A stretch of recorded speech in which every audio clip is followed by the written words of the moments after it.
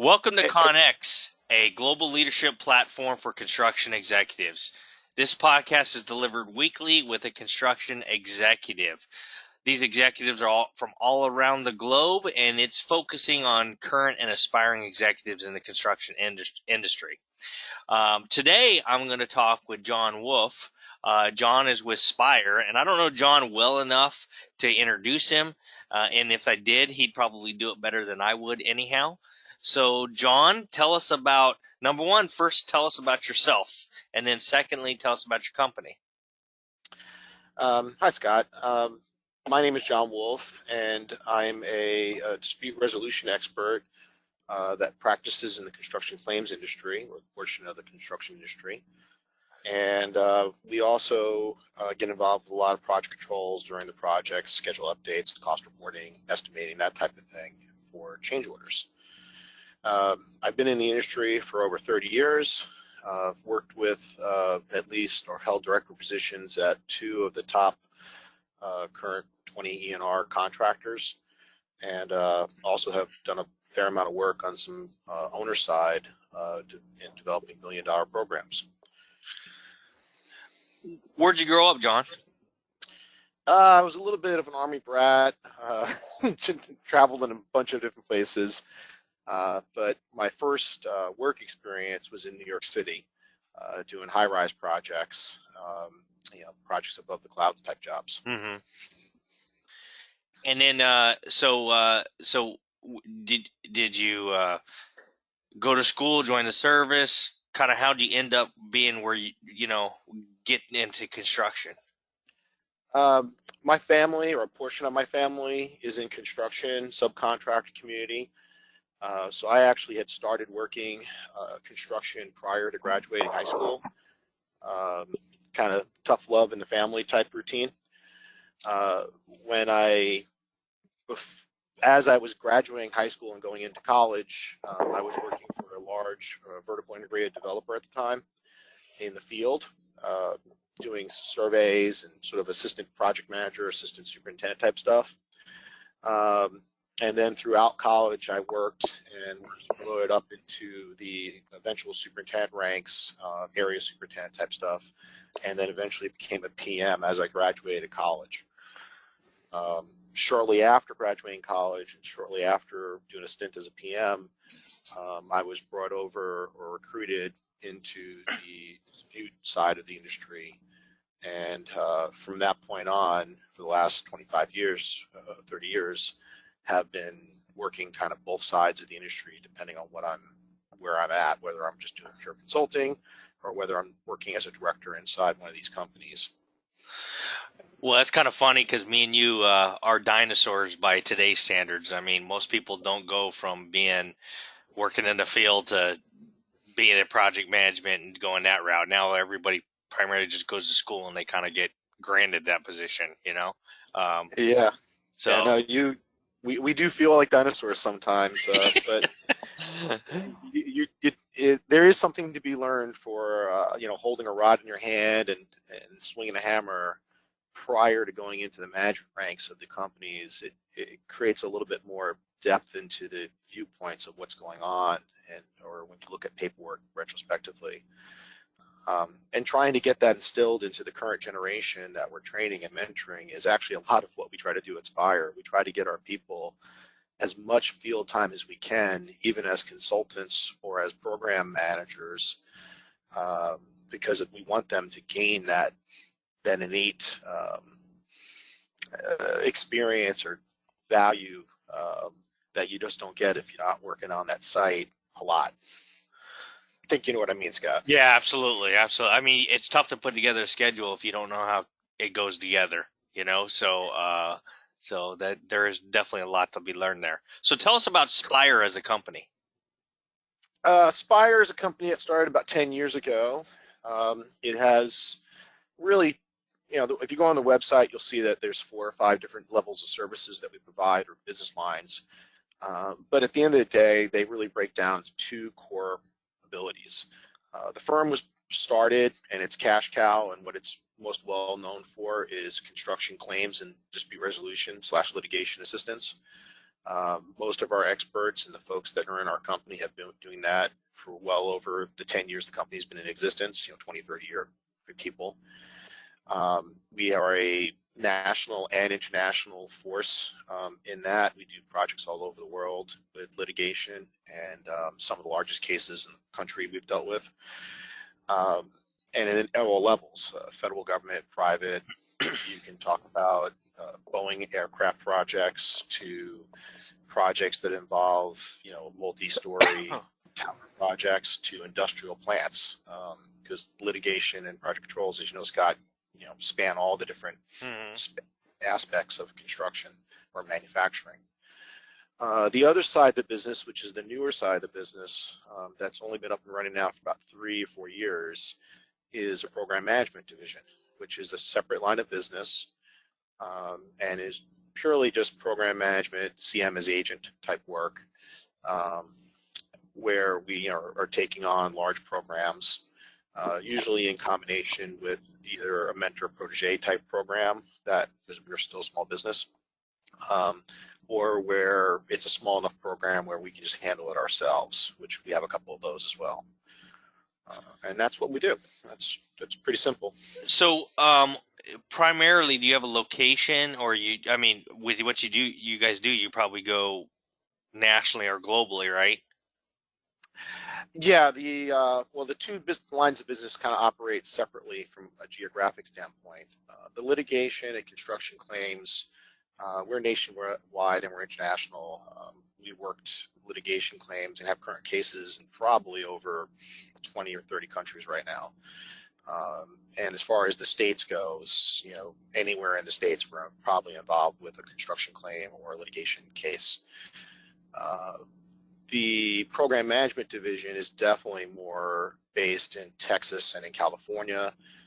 That's just largely because we have an office in California, we have our offices in Texas, and program management tends to be a little bit more regional, especially when you're working either on small programs trying to set up a fledgling division line of business, or if you're working in a mentor protege with one of the bigger program managers.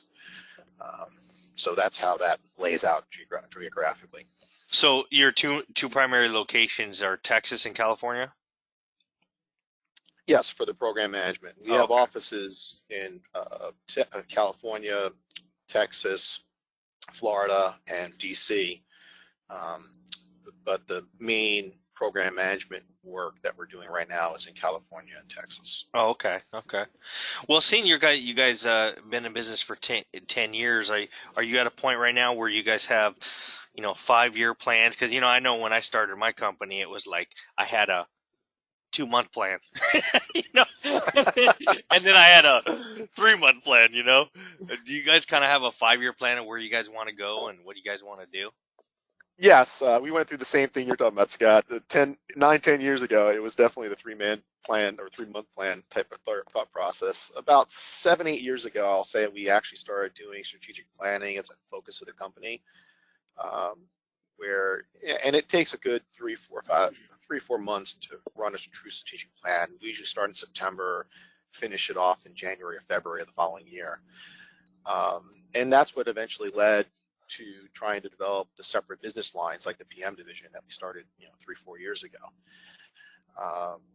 So yes, we do go through a pretty heavily involved strategic planning division or effort that does involve a large portion of the company. It's a significant investment that we put in every year to that process. I tell you, you guys are going to be, if you're not already involved in a lot of work, you're going to be involved in a lot of work with everything that's going on now in the construction industry. What's your thoughts on that with everything that's currently happening?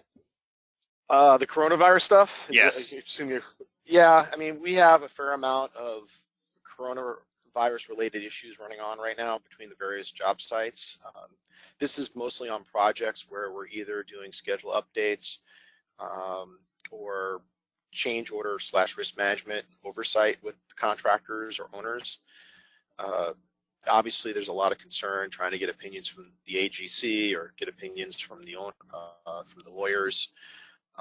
What we're largely focused on is quantifying the amount of delay or disruption or man-hour lost or dollars that are being lost in some of these jobs. And obviously it's spotty. There's some places where we're seeing a good amount of impact on jobs, like Austin, where they actually shut down projects for a while because there was confusion as to what the actual rules were for stay at home and what was essential and not essential. To places like Louisiana that are seeing more production, shipping, delivery delays because of various roadblocks between Texas and Louisiana, to other places where we're not seeing much impact at all. That we have job sites that are up in, Illinois or Indiana that are not in city areas, and the local variances really haven't impacted the ability of the jobs to be performed. The updates are not showing lots of slippage. The costing or the manpower staffing is holding pretty easy.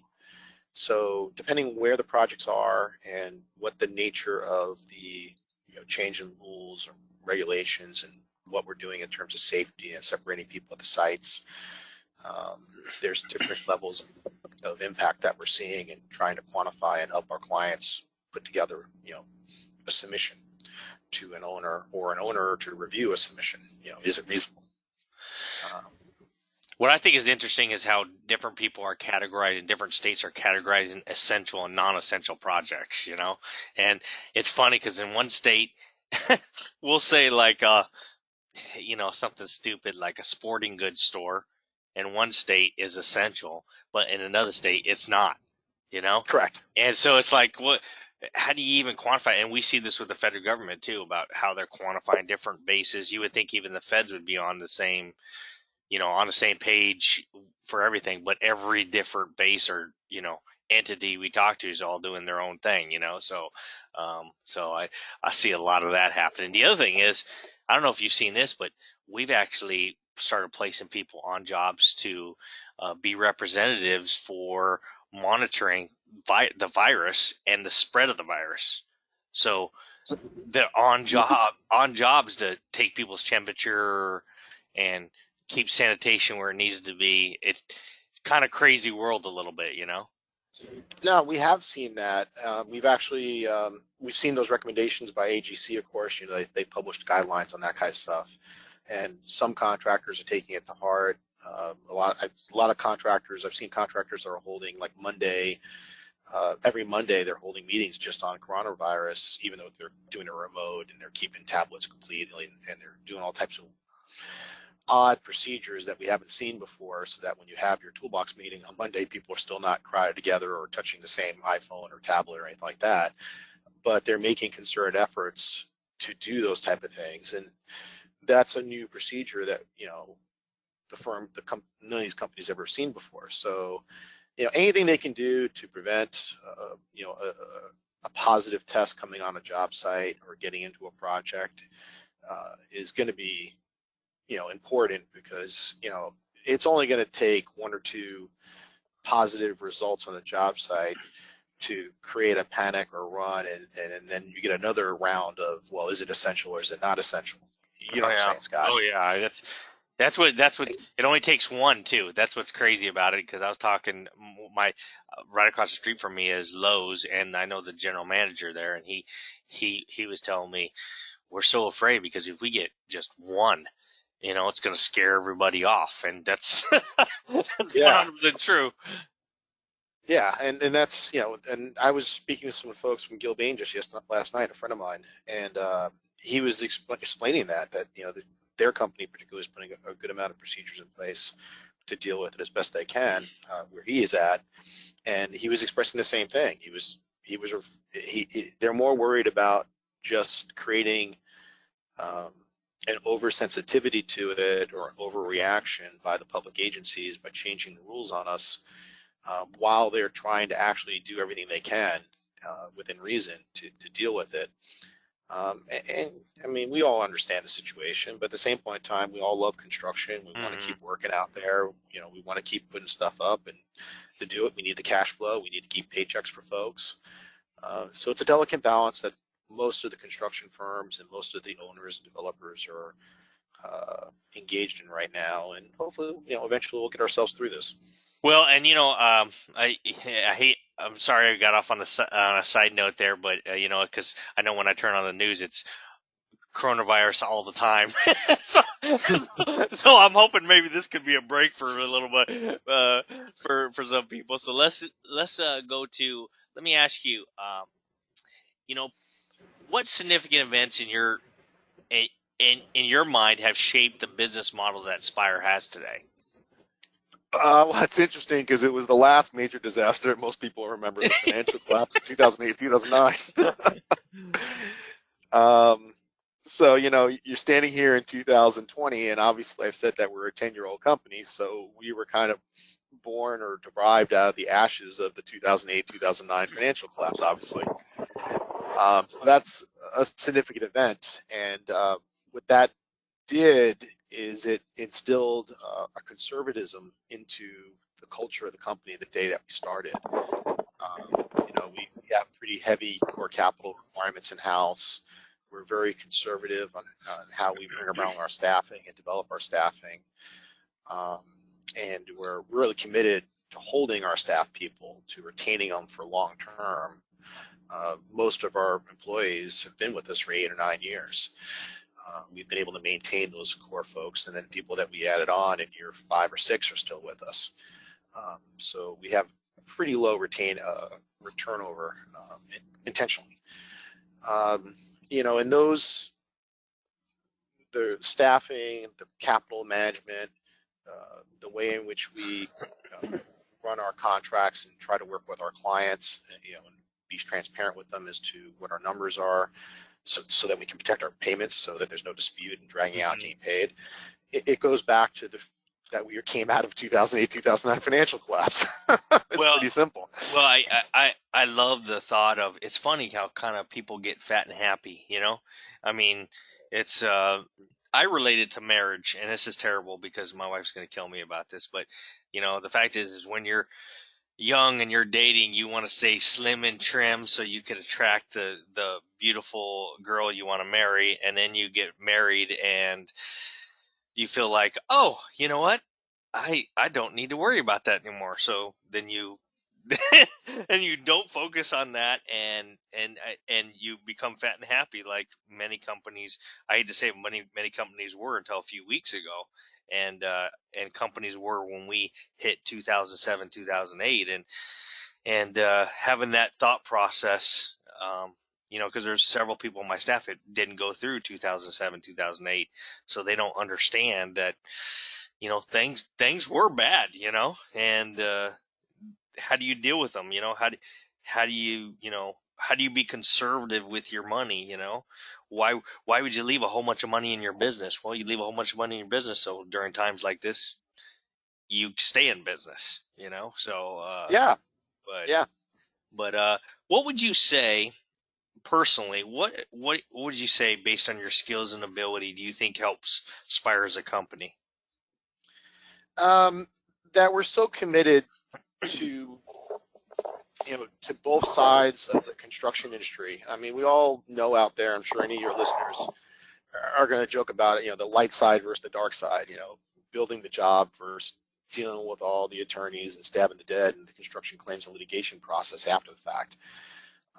We're committed to being on both sides of that, and that we try to make sure that our staff does that. So the same staff, even at junior staff, that are in the litigation group, they're the same people that we're requiring that they spend a certain amount of their time, do schedule updates and go out to job sites and visit the clients and help them with change orders during the project if the clients want that, TIAs, that kind of stuff.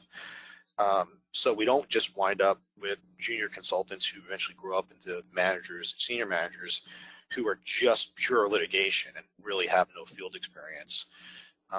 And then, the same thing with our PM division. Our PM division, which is really just, like I said, owner's agent. We want them to be aware of what's going on in the developments that we're seeing on litigation groups. So they're able to, show up with us at company meetings, and they're able to interact with our litigation people and keep abreast of what's going on, and take that away as just knowledge as they do their jobs on the owner side. So that's why I think is something that's a strength of ours, in the way in which we're developing our staff and bringing our folks along. And it's a true commitment of the company. I mean, you even see it on our website, on our videos on our websites, that, it's something that we preach and that we do consistently. Well, kind of moving on to the kind of like advice and things that you would give to other people, other construction executives like yourself, or people aspiring to get into that position someday. What kind of advice would you give to those people personally and professionally to do that? You mean towards like starting your own business, or are you talking about working in the industry that we're talking about here? Either or, just professionally or personally. Some people said, personally. One person said, marry well. That one always works. And I thought to myself, that's very good. And then professionally, I mean, however you see that, it's kind of open ended. Yeah, I mean, if your intent is to develop a business and start one from scratch, I definitely recommend patience, tempered with, growing your community and your culture so that it works within the community that you're dealing with. And by community, I mean your community presence. If you're a contractor, be involved with AGC, be involved with APA. Those are your communities that you're involved with, legal side and the contractor side. Be involved with those groups and have patience as you develop your own culture and you work in that community presence. Those are kind of things that reap their rewards in the long term. If you're a young person trying to come into the industry, whether at a general contractor or at a firm like ours, which does owners reps and dispute resolution, get engaged in all the different activities you can, both inside the firm and outside the firm. In our case, we have a lot of non-billable type engagements, writing white papers, going to community services.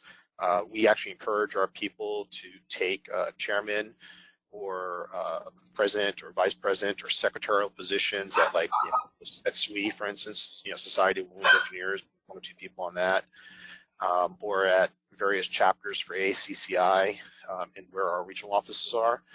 And we do that, as an investment, because all that time is something that the company is just paying for without any billable time coming back to us. And sometimes it's pretty significant. We're investing sometimes $20,000, $30,000 into an individual to give them non-billable time to be in these various groups and business associations, even though they're only in their 20s. And their chances of developing any work in the short term for us is not there, because we're not investing for short-term business development out of them. We're investing in them to develop their career, to have all those opportunities, to develop that relationship in those networks. And long term, we hope that will turn out. Many other companies do those type of things. Some of them don't, some do. But for the firms that do it, and if you're a young person and you're in a company that does it and you don't take advantage of all those opportunities, you're just hurting yourself long term. Well, you hit the nail on the head. The problem with most companies, I don't think they see the long-term, benefits of that. It's good that you guys focus on that, because there are true benefits of that, and personally and professionally, So, yeah. You don't want people to get bored. Like, I have a lot of really sharp people, and I need to challenge. There are type of people that need to be challenged all the time. Well, if I'm only focusing on them doing the daily grind, I may not be challenging them and ultimately lose them, So I'm sure you're the same way with what you guys do. Yeah, we're the same way. I mean, I was just having a conversation actually, a day or two ago with some of my staff, and I had to sort of check one of my guys and say, hey, how would you like to treat somebody like that? And it was referring to a client of ours. It was a junior PM who kind of got a little bit into a tiff. You guys all know how job site conversations go sometimes. and my guy was all pissed off and, giving me a lot of sass. And I just sit him down and said, look, this has nothing to do with business. This has nothing to do with the claim that we're talking about at hand. This is you and him don't get along. You guys have been butting heads for 6 months. Big deal that he got teed off. At some point, how would you like to be in his shoes? He's under the gun, he's under the pressure, and he's looking for help. And at the same point in time, you're trying to hold, you know, right down the line on exactly what we should do and should not do in terms of just professional advice. And you're not wrong in that, but you have to deliver it and communicate it in a way that's human. You know what I mean? The guy is taking a beating, and you're just sounding like a robot to him. You know, nobody appreciates that. You know what I'm saying? And, So you know what's so funny about that, and I preach this all the time, but one thing that is lost in construction is customer service. You know, mhm. every other industry gets it, you know. I mean, they treat their clients well, they treat their you know, they treat their subcontractors, I mean they treat the people they work with, their vendors and stuff well, but in construction it seems like we don't get that, you know. And in fact, it seems like we're encouraged not to do that in some aspects, you know. And Correct. um and it's like automatically an adversarial type relationship. And I like the thought of, I always tell people, just treat people like you like to be treated. And if they don't, the reason that they may challenge you or something or get upset is because there's something obviously there, you know, and you need to help Yeah. them with. But if you were taking somebody like that young man and you would have to sit him down and just tell him, hey, this is what you need to do in order to professionally and personally grow, what would you tell him? Well, I had that conversation with him. That's actually part of what I went through with him. I told him he needs to work on his communication skills. Number one, it sounds weird given that we're, you know, mostly, you know, scheduling, estimating, and then litigation, which of course is the quantification using estimating and scheduling techniques forensically. Mm-hmm. That communication would be such a huge thing. But what I was trying to explain to him was, if you can't communicate on a human basis, just to connect both emotionally and academically, uh, you're never going to go anywhere in this industry or any industry, frankly. Mm-hmm. And you can't sort of have one persona in your your private life and another persona in your public life. You know, you're a good person. I know you are. You have great ethics, but yet for some reason, as a young guy, he believes that he has to have a different persona to hold himself out as an expert, and he puts this facade on, and it's not needed. I mean, when he actually breaks down the facade and just talks to people humanly, um, the clients actually respond better to him, whether he recognizes it or not, because of course we get feedback on the backside from a lot Mm-hmm. of the clients as they report up their chain. Um, so that's one key, you know, as I was explaining to him, is, you know, don't worry about having to be the expert. Everybody understands, even on the other side, that you're a junior person. You don't have to have the same qualifications or the experience that I have yet. You'll be there 20 years from now. Just give it patience, Mm-hmm. which is the second point. You know, understand where you're at. First, develop your communication skills. Next time, the second point, have patience.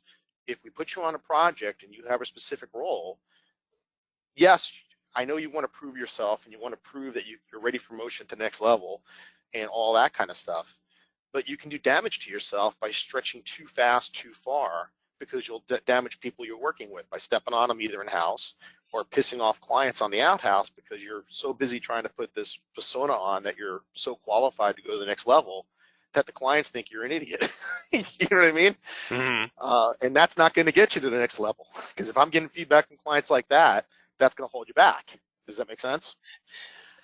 So the combination of developing communication skills and having patience to properly season, if you will. I know that's probably not a socially correct way to put it, but it's needed. I mean, it's back to what we opened this conversation about. All that time I had in the field when I was a teenager, even though it was brutal seasoning and brutal beating by superintendents and PMs back then, because you know how they treated us back then, Mm-hmm. it was valuable because it taught you humility. It taught you communication skills. It taught you when to be hard and when to be soft. Um, and it sounds silly, but those are still valuable management skills in working through any organization and also through problems. It's amazing. Is it as simple as just talking to people, and people want to, it's kind of like I always tell people, hey, I'm a Christian. I go to church. Well, I don't go to church now because church is closed. But but but if I Virtual church. but We're if doing I virtual church this weekend. but if I did go to church, I would um I I would listen to the pastor a lot more when he tells a story than when he tells just the verse out of the Bible. Everybody wants to know the background behind, okay, what is said. Well, anybody can pick up a Bible. It's just like anybody can pick up a schedule, whatever, but they want to understand the backstory. And that's why I think it is important. And I've, my career teaching at, being a college professor, one thing I did learn is some of the people that you think this kid is sharp, this kid gets it, really struggle because they don't know how to communicate with anybody. They don't know how to show respect. And if they feel like they're somehow, because they have a degree, that's put them in a better position, that's really tough. That's what the model we have today is such a tough thing and I'll give young people credit is they don't really have an opportunity. We have 3 co-ops, 3 summers, basically 9 months after 4 years they've worked in the field doing construction. Well, gosh, Great. that's that's good, but in the long term, gosh, man, that's not a long time, So you're gonna have to learn to talk to people and take and even today, I think of the construction superintendents how how they still are because we still got a lot of 50, 60-year-old construction superintendents out there, and that old school.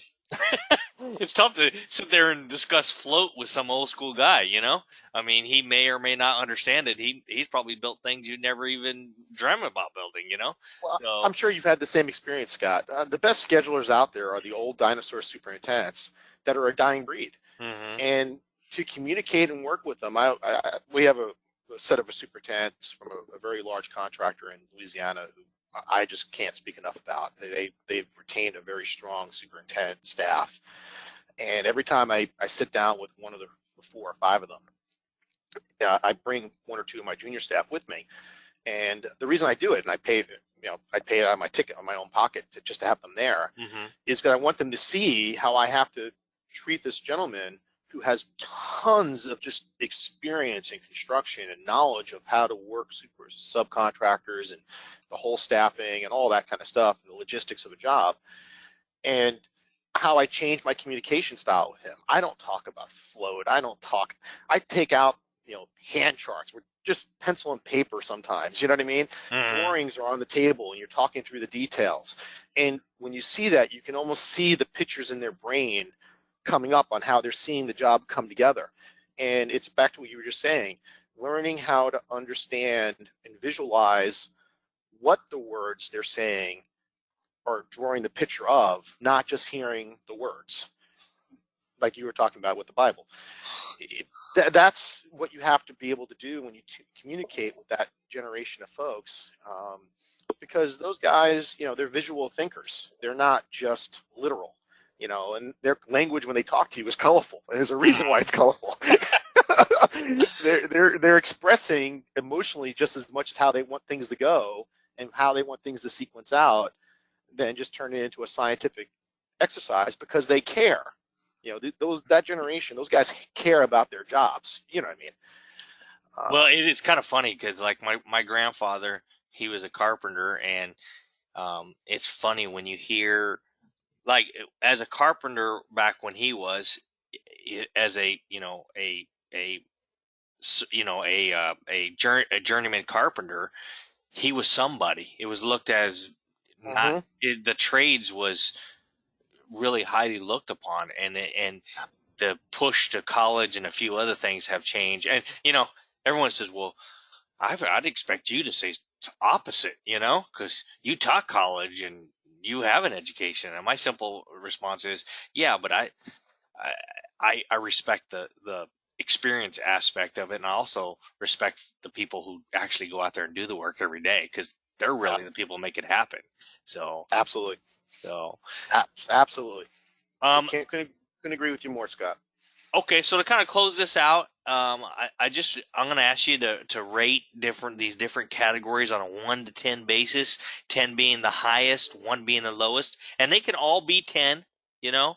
Um, so, if you think they're all that important, that's fine. Just want to kind of get your input, and you can explain your number, or you can just say it's a 9, you know. So Okay, shoot. the first one is interesting. It's scheduling. I wonder what you're going to say about this one. You say score of 1 to 10? Yeah, 10 being the highest. 10 being the highest and 1 being the lowest? Yes. I'd probably put a scheduling at like a 9 then, if it's the highest. It's fairly important, relevant to the big picture, hand in hand with estimating and contracting, because you need to have that original schedule locked in with your estimate and locked in with your contract when you launch a project. That's where I'd put those. So you think estimating is about a 9 also, you said? Yeah, if you're saying 10's the highest. Okay. Most important. What about contract administration? Contract administration, I'd put a notch down, so it did go down to like an 8 then or so, okay. 7 or 8. That's the old rule of document. But you think as a litigation guy, I would say is the number one thing. But I don't, because I realize that you got to get your contracts in place. The contracts need to have your a strong estimate or a basis in the numbers that you're putting in there for the dollars and your contract price, and you got to have a good schedule along with that. That should be the results of all your upfront planning. The administration process of documenting everything after that is the next step. So it has to be one less step is important to getting a job launched correctly. Now, at the same point in time, people argue, well, the contract and the schedule and the estimate, those are part of the documentation process and part of the contract administration process. And I'll go, yeah, you're right, guys. But I think from the way that you're laying these out to me, you're separating those in 2 different steps along the construction process. So that's why I'm saying what I'm saying. What about design? I find design to be really important. And I'm saying that from both the PM or the program management division of our company and from the litigation side. We see so many projects where, from a failure point of view, where the designs are not given the amount of effort and time at the beginning of the project, both from conceptual to schematic to DD, and it shows when you get into construction. Because if those designs are flaws, it does affect the pricing of the contracts. It does affect the quality of the schedules that are attached to those contracts. It does affect the ability to document what's going on, because now all the documentation of RFIs and change controls has to increase, and that draws down and distracts all the efforts of the field staff and the owner's staff as well, to focus on just safety, quality, and putting base contract work in, because now they're dealing with all types of change management crap. So the more time you have to do a great design that's detailed and thorough and has all the third-party checks in it and the third-party reviews, it just helps the process drastically. That's all I can say about that.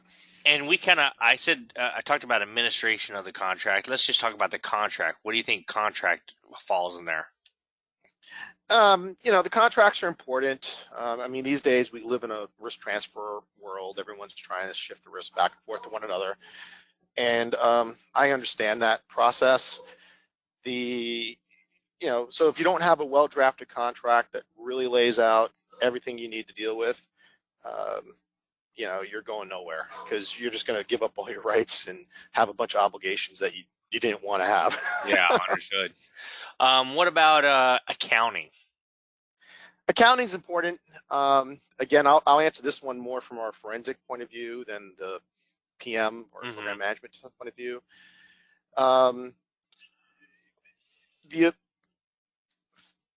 When we get into quantifying stuff, a lot of times contractors will do a good job of identifying and writing notice about a change, but then forget to open up a new job cost number to track that change event, because they haven't got it officially approved by the owner yet. It's still pending. Or they'll commingle charges. They'll open up a job cost number for the new changed event or the PCO, but they'll commingle invoices between a base contract line item and the PCO cost account number they opened up. That kind of stuff becomes really messy when you try to explain it in an REA submission or in a change order submission if you're on a private job later on to an owner. So the better that they can track that and keep it separate is stronger. So that's on the change control and the dispute resolution type side. On a PM type side, if you don't know where you're at with your, underbillings and overbillings, if you don't know where you're at in terms of cash flow management, you might as well not be in business. I mean, any good general contractor, subcontractor, or even on us when we work on owner side, cash flow is king on these projects, and you got to know where you stand on that type of stuff. What about selling work? This is where I'm a little bit greedy. I consider that a 10. If you're saying 10 is most valuable, if we're a small business. We've been in business for 10 years. We focus on selling work. All our employees are involved in the selling process. There really is no one person that's 100% administrative, because we're a small business, so everybody wears multiple hats. And even larger companies, the clients I deal with, they need to have that backlog to deal with the trouble spots. They may have a good job, but they may be, looking at $50 million, $60 million worth of change orders and claims on the job, which of course wiped out their profit. And now they have negative cash flow, which means they're draining the profit from other projects that are going on at the same time.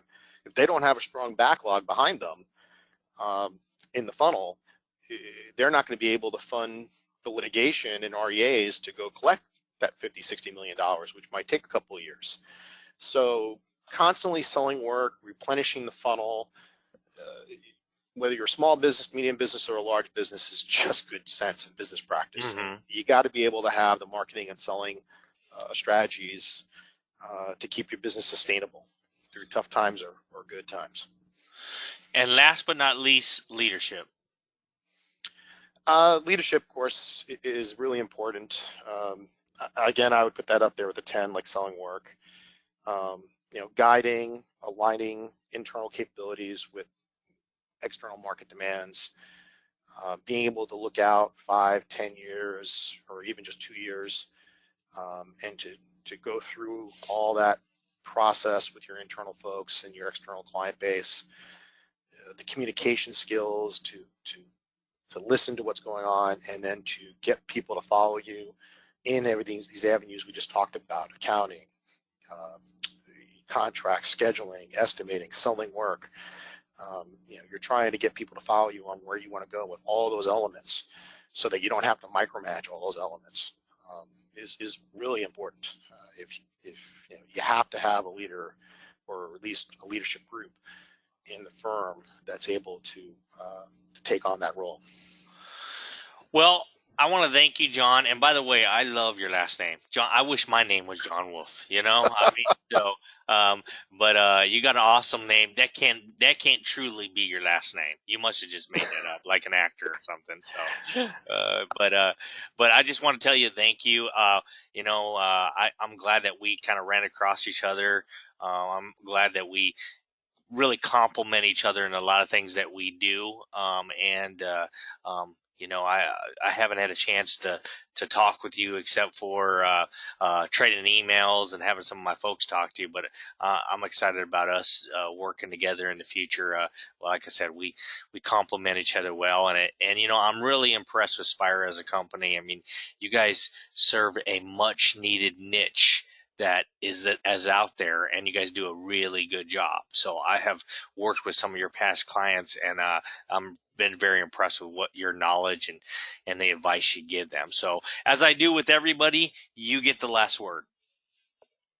Well, number one, you're welcome, Scott. Thank you for all those compliments, and I do look forward to working with you in the same fashion going forward. I appreciate this. This is a new experience doing a podcast, and it's been pleasant. You made it easy to figure out what I'm doing here. So to everybody else, wish you guys luck and good wishes to everybody, yours and all, through this coronavirus. And look forward to working with anybody and yourself and anybody else on this that hears this on the other end of this mess.